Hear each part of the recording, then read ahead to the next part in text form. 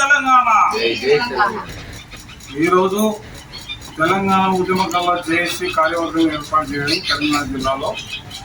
నేను తెలంగాణ జేఏసీ రాష్ట్ర general secretary, నా పేరు వెంకట మల్లయ్య గారు, నేను మాట్లాడుతూ ఉన్నాను.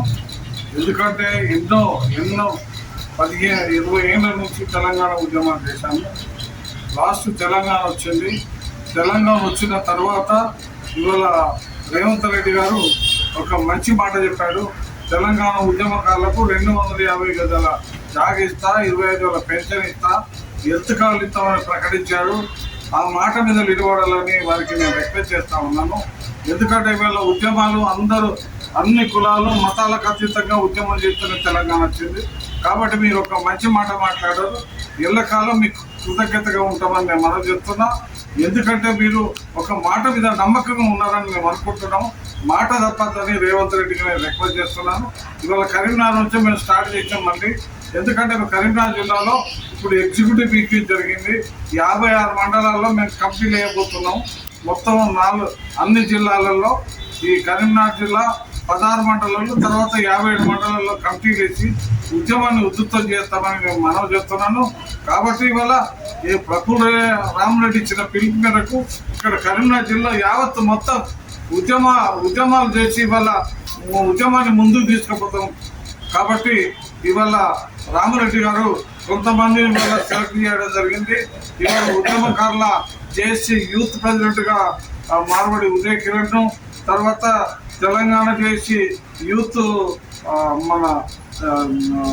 మన కన్వీనర్గా ఉపాధ్యక్షురాలుగా సుజాత గారిని, స్టేట్ ఎగ్జిక్యూటివ్ మెంబర్గా సరళ గారిని, సరోజ గారిని చాలా మంది ఇవాళ మేము రిక్రూట్మెంట్ చేయడం జరిగింది. వాళ్ళకు కూడా బాధ్యతలు అప్పచెప్తున్నాం. ప్రతి మండలంలో తిరగాలి, కమిటీ వేయాలి, మహిళలను మేము ఆదేశాలు జారీ చేసినాం. జిల్లాలో కూడా 66 డివిజన్లు ఉన్నాయి. 66 డివిజన్లో కూడా మీరు కమిటీ వేయాలని జిల్లా కమిటీ ఆదేశాలు జారీ చేయడం జరిగింది. కంపల్సరీ వాళ్ళు ఈ ఉద్యమాన్ని ఉధృతం చేస్తామని అనుకుంటా ఉన్నాం. కాబట్టి తప్పకుండా ఉద్యమాన్ని ఉధృతం చేస్తాం. ఇవాళ జిల్లానే కాదు రాష్ట్రం మొత్తంలో ఉద్యమం చేయడానికి మేము ముందుండి పోరాడతామని మనం చెప్తున్నాం. మరి ఏదైతే కోదండరాం గారు అప్పుడు జేఏసీ చైర్మన్ ఉంటే తను కూడా కష్టపడతా ఉన్నాడు, రేవంత్ రెడ్డి దృష్టికి తీసుకుపోతా ఉన్నాడు. మరి కోదండరాము ఇవాళ ప్రభుత్వం ఏదైతే కమిటీ వేస్తున్నదో ఆ కమిటీలో కోదండరామును తప్పకుండా పెట్టాలి. కోదండరాం ఆధ్వర్యంలో 10 జిల్లాల చైర్మన్లను కూడా రిక్రూట్ చేసిన ఆ కమిటీలో పెట్టినట్టయితే జిల్లాలో ఉద్యమం చేసిన వాళ్ళకి అన్యాయం జరగదని మనం చెప్తున్నాం. ఎవరిని పెట్టేస్తే మళ్ళీ అన్యాయం జరుగుతుంది.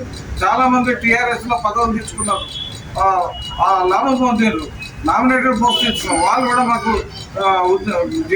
ఇది 250 గజాల జాగా పెన్షన్ కావాలని తిరుగుతున్నారు. దయచేసి ఎవరైతే లాభం పొందారో వాళ్ళకి మాత్రం ప్రభుత్వం వేయకూడదు. కాబట్టి అందుకోసమే కోదండరాము గారినే నిర్ణయించాలని మనం చెప్తున్నాం.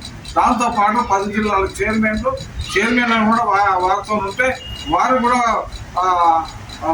సూచించడానికి ఈజీగా ఉంటుందని మనం చేస్తున్నా. కోదండరాము గారిని దాని నాయకత్వం వహించాలి. ఇవాళ కమిటీ పోతున్న కోదండరాము గారిని తప్పకుండా పెట్టాలని మనం చేస్తూ